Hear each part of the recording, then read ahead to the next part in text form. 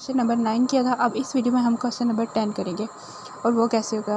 अब हमें function given है 9x³ - 2y का क्यूब और पॉइंट हमें गिवन है 1,0 is equal to i - j और डायरेक्शन हमें ये गिवन है। ठीक है, हमने सबसे पहले इसका ग्रेडियंट वेक्टर लेना है, जो कि मैं बता चुकी हूँ पिछली वीडियो में भी, उससे भी पिछली वीडियो में, कि हम डायरेक्शन डेरिवेटिव के लिए पहले पार्शियल डेरिवेटिव लेंगे with respect to x with respect to y। ठीक है, ये हमने ले लिया partial derivative with respect to x, तो हमारे पास क्या आया 9 3 27 आ गया, और ये y की टर्म है। और पार्शियल डेरिवेटिव जब हम x की टर्म से ले रहे हैं तो y x की टर्म से हम उसे एज अ कांस्टेंट ट्रीट करते हैं, ये पार्शियल डेरिवेटिव का रूल है। ठीक है, तो वो 0 हो गया, तो 27x² इसका आ गया partial derivative with respect to x। फिर हम इसका partial derivative with respect to y लेंगे। ठीक है, फिर हमारे पास क्या आएगा, ये माइनस को बिल्कुल नेगलेक्ट नहीं करना, इससे हमारे आंसर में बहुत फ़र्क पड़ता है। अब ये माइनस हमें टर्म के साथ गिवन है, तो हम आंसर में ये माइनस ज़रूर लिखेंगे। ठीक है, अब इसका तो डेरिवेटिव 0 हो जाएगा क्योंकि ये x है और हम विद रिस्पेक्ट टू y ले रहे हैं, तो वो विद रिस्पेक्ट टू y इसका क्या आएगा -6y²। ये पावर रूल लगाइए मत अब सोच में पड़ जाना कि ये कैसे किया है। आप पीछे पार्शियल डेरिवेटिव पढ़ के आए हैं तो आपको पता होगा कि हम पावर रूल लगाते हैं।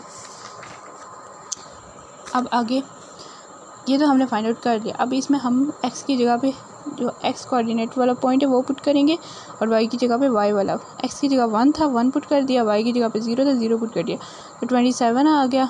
ठीक है, 1 को स्केलिंग 1 ही होगा, 1 को 27 से मल्टीप्लाई करेंगे तो 27 आएगा, और ये 0 आ गया। ठीक, ये पॉइंट पुट कर लिया। अब हमारे पास ग्रेडियंट वेक्टर आ गया है, जो 1,0 हमने पॉइंट पुट किया उसकी जगह आ गया।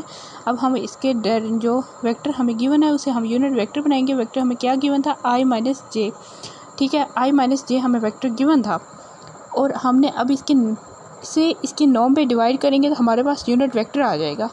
तो ये कैसे हम लेंगे, इसका जो कोफिशिएंट होगा और इसका कोफिशिएंट। ठीक है, हम इसमें साइन नहीं देखेंगे, ये हमेशा पॉजिटिव होगा, क्योंकि ये देखें आप अगर नेगेटिव का साइन लेंगे ना तो वो गलत आ जाएगी। नॉर्म हम हमेशा पॉजिटिव रखने के लिए लेते हैं। ये मोड का मतलब यही होता है कि मोड तो हर वैल्यू को जो नेगेटिव है उससे पॉजिटिव में कन्वर्ट कर देता है, यही हमने मोड की डेफिनेशन में पढ़ा हुआ है ना। तो फिर हम उसके कोफिशिएंट लेंगे और उसका स्क्वायर रूट लेंगे, तो हमारे पास 2√रूट आ गया। अब हमने इससे इसकी नॉर्म पे डिवाइड करना है, ये हमने डिवाइड किया है इससे इसकी नॉर्म पे। ठीक, ये हमारे पास आ गया यूनिट वेक्टर।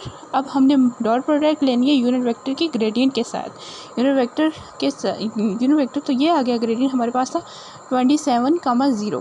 ठीक है, ये हमने मल्टीप्लाई कर दिया, 27 को इसके साथ मल्टीप्लाई कर दिया, मतलब डॉट प्रोडक्ट ले ली और उसकी डॉट प्रोडक्ट ली। ये दरम्यान में प्लस आएगा, माइनस ये जो यूनिट वेक्टर में था ना माइनस, ये वो वाला माइनस, वैसे हम डॉट प्रोडक्ट लेते हुए प्लस लगाते हैं। ठीक है, एक टर्म मल्टीप्लाई की, दूसरे के साथ डॉट प्रोडक्ट लिया, और फिर दरम्यान में माइनस आएगा। ये प्लस माइनस इसलिए आएगा क्योंकि उस टर्म के साथ माइनस था।